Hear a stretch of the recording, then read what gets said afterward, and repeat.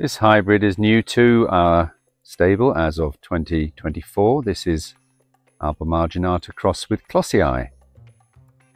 With albomarginata, the defining characteristic is the white band of indumentum or hairs around the rim, and in this case it's also visible on the cross. This is a much younger picture, doesn't have the shape of the one I've just shown you, but you can see the white rim of hairs, slightly brown right now because it's wet, goes dark. So that's the albomarginata characteristic. Let's go back to the other picture.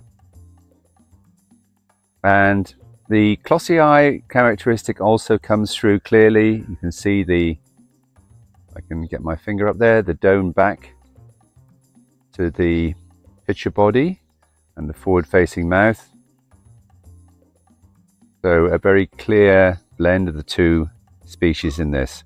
Albomarginata being a lowland species, klossii being a highland species, we class this one as intermediate.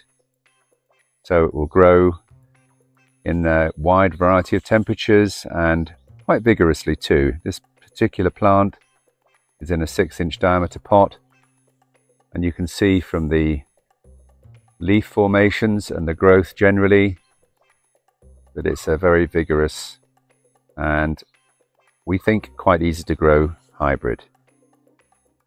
There we go. First look on video at nepenthes albomarginata klossii.